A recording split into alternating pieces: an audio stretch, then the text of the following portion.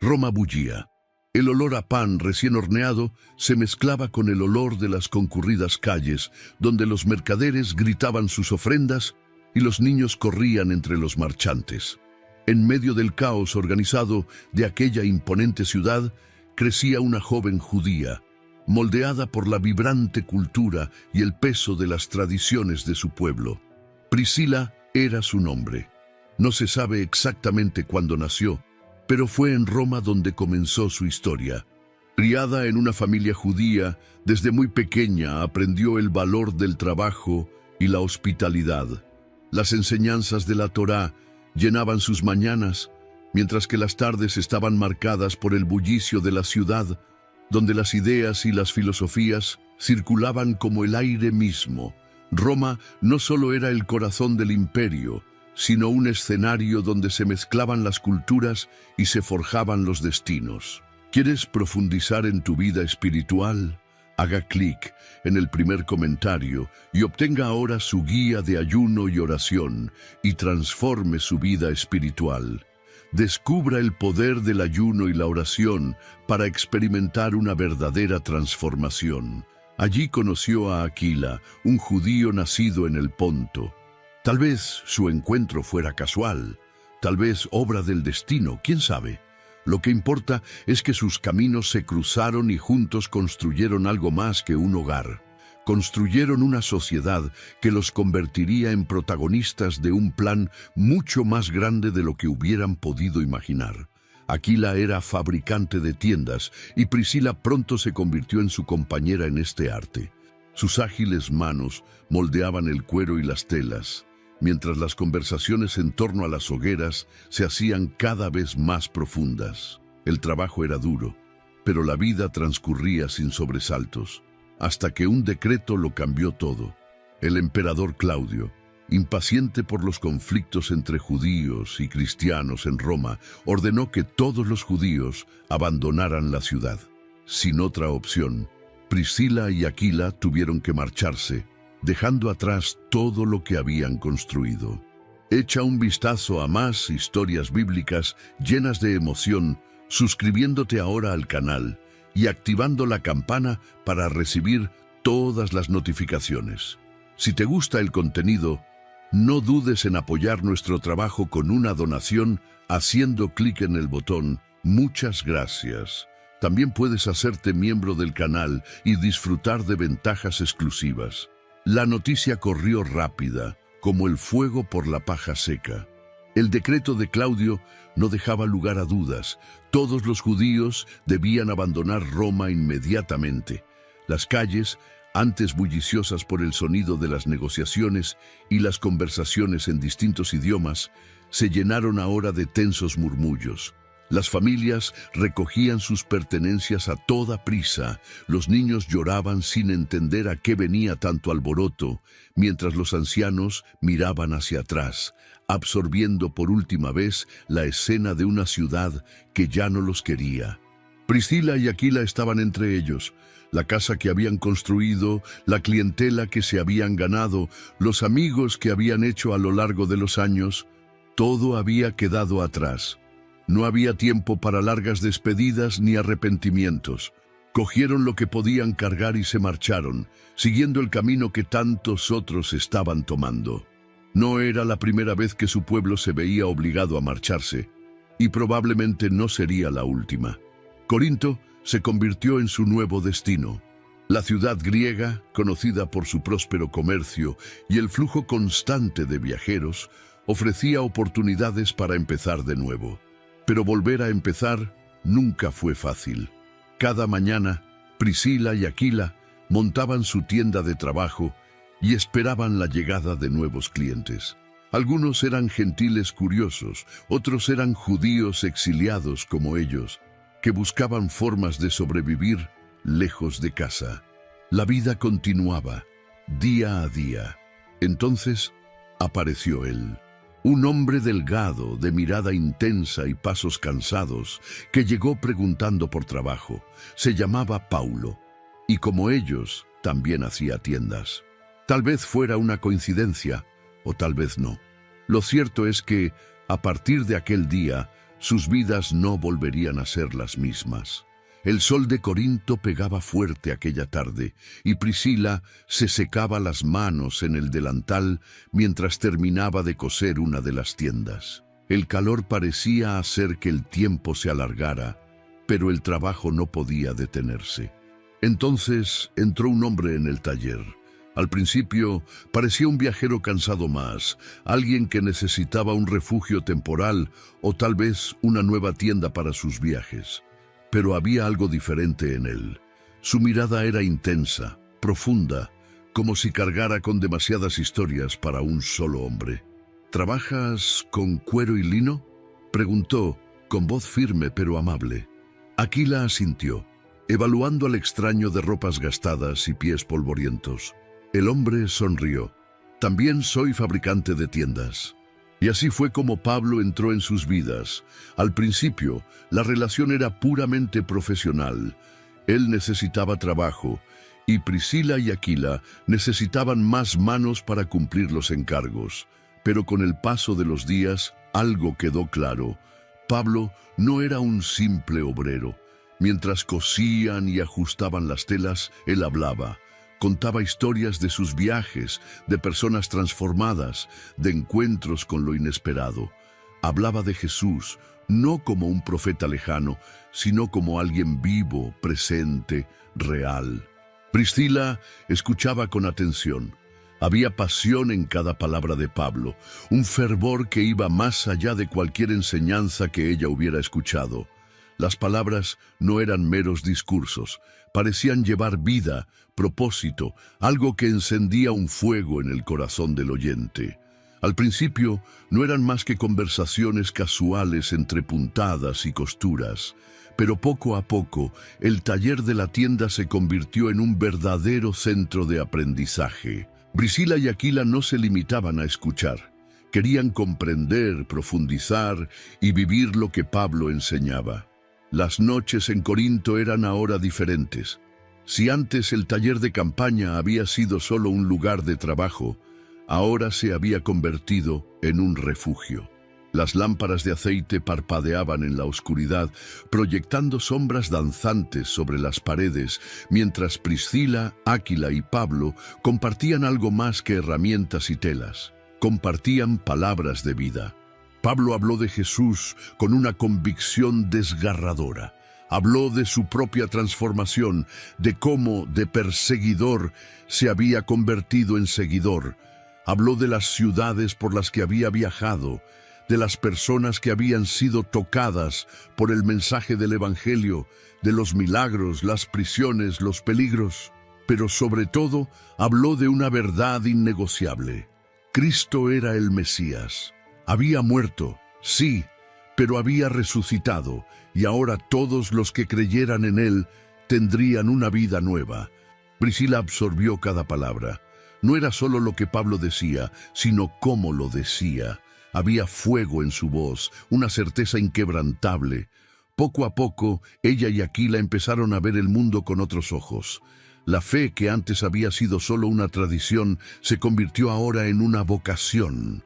No pasó mucho tiempo antes de que su casa se convirtiera en un lugar de encuentro para quienes querían saber más. Algunos acudían curiosos, otros llenos de dudas, y había quien llegaba sediento de algo que aún no podía nombrar. Y así, entre rollos de tela y martillazos en el cuero, entre un día de trabajo y el siguiente, Priscila se convirtió en algo más que una oyente. Se convirtió en discípula, hizo preguntas agudas, quería entender los detalles, los significados, las implicaciones de aquel mensaje. ¿Qué significaba seguir a Jesús? ¿Cuánto costaba? ¿Cómo podía enseñárselo a los demás? Pablo no escatimó respuestas, pero tampoco ocultó la realidad. Seguir a Cristo significaba elegir un camino difícil, de desafíos y renuncias. Los vientos habían cambiado, y Corinto ya no era el destino final. Cuando Pablo habló de partir hacia Éfeso, Priscila y Aquila se miraron. No había duda, irían con él. No porque fuera fácil abandonarlo todo de nuevo, sino porque se habían dado cuenta de que su misión iba más allá de una ciudad o un oficio. El Evangelio les llamaba a seguir adelante. El viaje fue largo. El vaivén del mar ponía a prueba la resistencia de cualquiera. Las noches eran frías y el olor a sal impregnaba sus ropas. Pero cada día que pasaba, cada ola que atravesaba el casco del barco, les acercaba a un nuevo comienzo. Cuando por fin divisaron Éfeso, la ciudad parecía respirar grandeza. Las columnas de mármol brillaban bajo el sol y el inmenso templo de Artemisa dominaba el horizonte. Era un lugar de comercio, filosofía y culto pagano. Y era precisamente allí donde había que proclamar el mensaje de Cristo. Nada más llegar, Pablo hizo lo de siempre, se dirigió a la sinagoga. Allí comenzó a enseñar acerca de Jesús a los judíos y gentiles que frecuentaban el lugar. Priscila y Aquila lo siguieron de cerca, viendo con sus propios ojos el impacto que tenían aquellas palabras. Pero también vieron algo más. La ciudad palpitaba con creencias y tradiciones que chocaban con todo lo que habían aprendido. El templo de Artemisa atraía a peregrinos de todo el mundo, y los mercaderes se enriquecían vendiendo ídolos de plata. El nombre de Jesús allí no era solo una novedad, era una amenaza. Aún así, Priscila y Aquila no se echaron atrás. Decidieron echar raíces, abrieron su casa, convirtiéndola en un lugar de encuentro para los que querían aprender más sobre Cristo. Las calles de Éfeso nunca dormían. Durante el día, los mercaderes gritaban sus ofrendas, los sacerdotes del templo de Artemisa se paseaban con sus túnicas engalanadas y los viajeros de todas partes traían noticias de tierras lejanas. Pero en medio de esta conmoción, algo nuevo comenzó a resonar. Voces susurraban acerca de un Dios diferente, un Mesías que había muerto y resucitado. Y entre los que pronunciaban este nombre con fervor, había un hombre que llamaba la atención allá donde iba. Se llamaba Apolo. Alto, elocuente, con un discurso afilado como una cuchilla, hablaba con una pasión que se apoderaba de cualquier auditorio. Conocía las Escrituras como pocos y citaba a Moisés y a los profetas con una precisión impresionante. Cuando hablaba de Dios, sus oyentes se quedaban atónitos, como si estuvieran ante uno de los grandes filósofos griegos. Pero había un detalle del que Priscila y Aquila no tardaron en darse cuenta. Apolos conocía bien las promesas del Antiguo Testamento.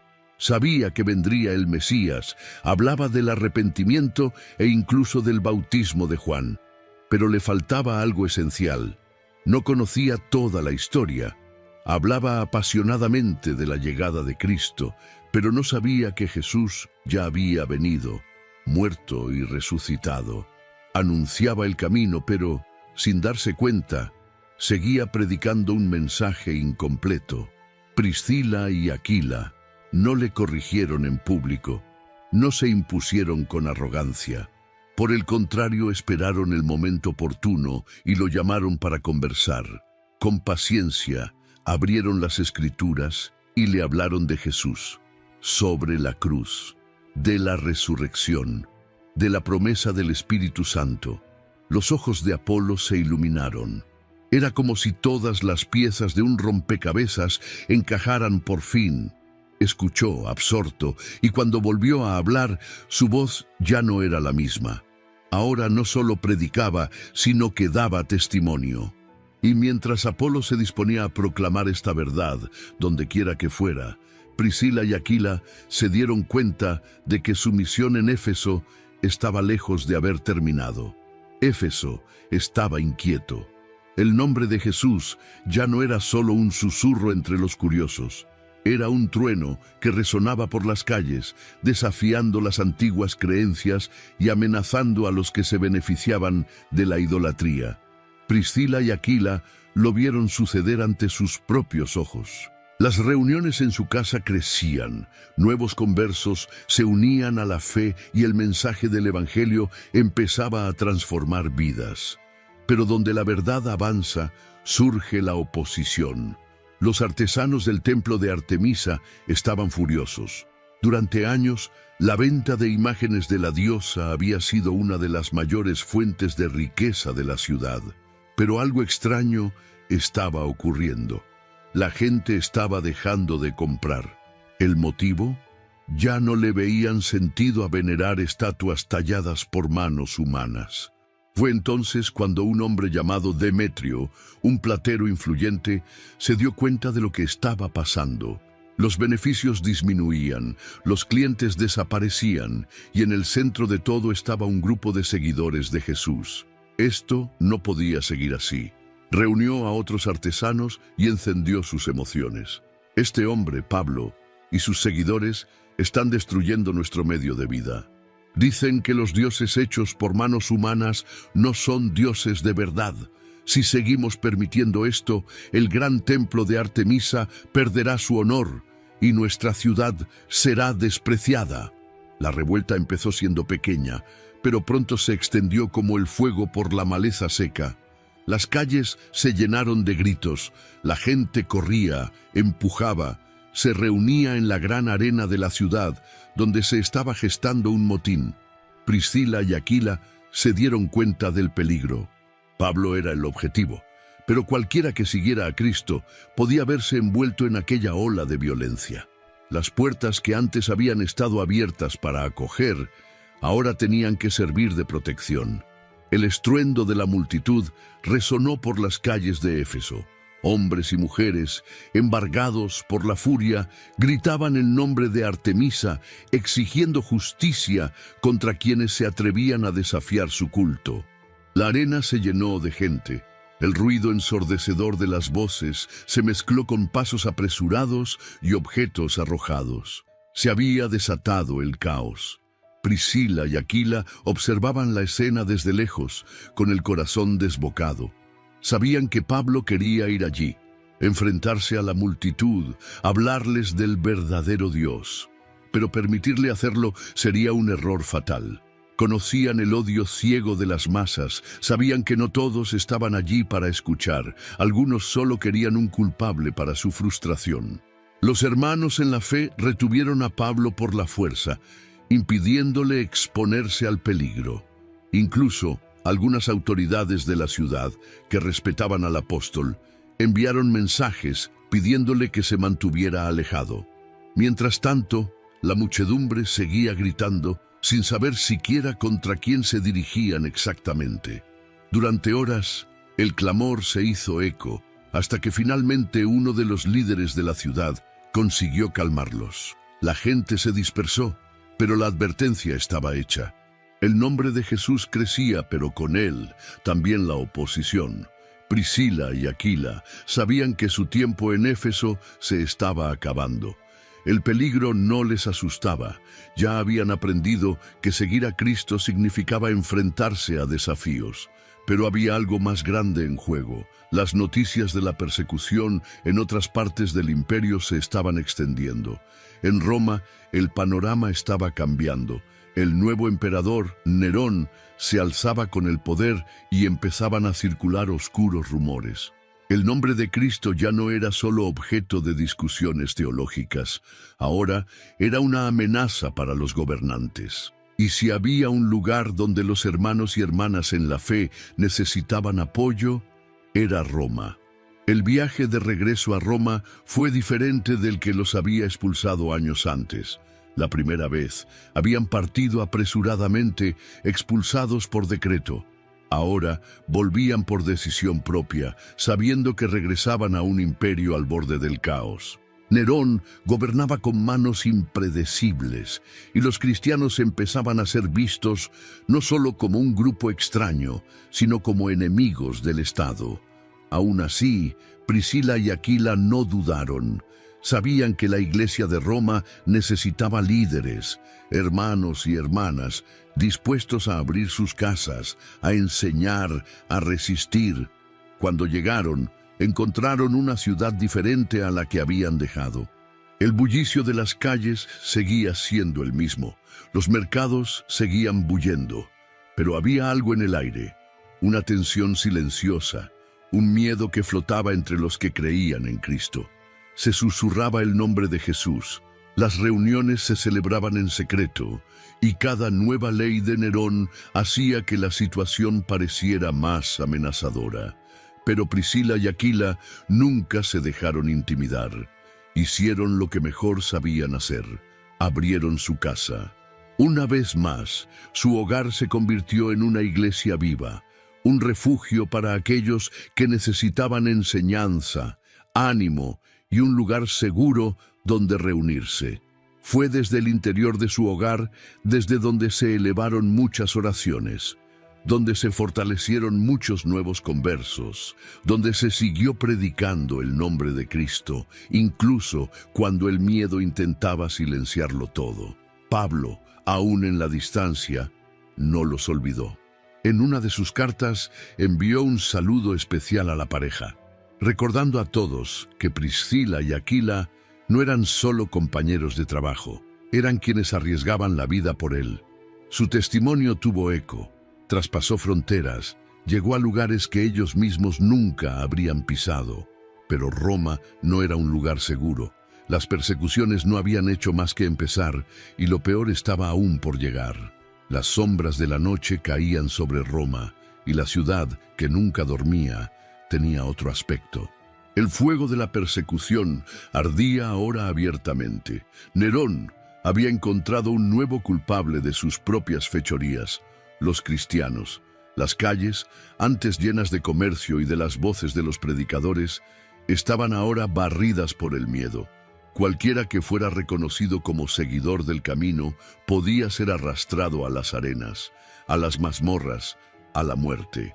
Priscila y Aquila conocían los riesgos. Ya se habían enfrentado antes a la persecución, pero esta vez el enemigo era más cruel, más despiadado. Aún así, no retrocedieron. Sus puertas permanecieron abiertas, sus reuniones tuvieron lugar en secreto y sus oraciones se elevaron como incienso en medio de la oscuridad de aquel tiempo. Fue durante este tiempo cuando Pablo, ya en prisión, escribió su última carta. Su tono era diferente. El apóstol que tantas veces había animado a los demás desahogaba ahora el dolor del encarcelamiento, el peso de la despedida. Entre sus últimas palabras, un nombre fue mencionado con afecto: Priscila y Aquila. Seguían allí, firmes, presentes, luchando no con las armas, sino con la fe. Su casa, que antes había sido refugio de tantos, era ahora un símbolo vivo de lo que significaba permanecer en Cristo hasta el final. La historia no nos cuenta qué fue de Priscila y Aquila después.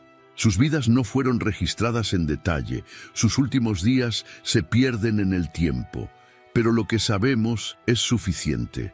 Fueron discípulos, maestros, amigos y guardianes de la fe. Su legado no se limitó a las calles de Corinto, los callejones de Éfeso o las casas secretas de Roma. Abarcó siglos y generaciones, porque al final la historia de Priscila no trata solo de dónde estuvo, sino del impacto que dejó. Una mujer que se atrevió a enseñar, a liderar, a servir. Una mujer que, junto con su marido, demostró que la llamada de Dios no tiene límites, no conoce barreras y no se extingue con el tiempo.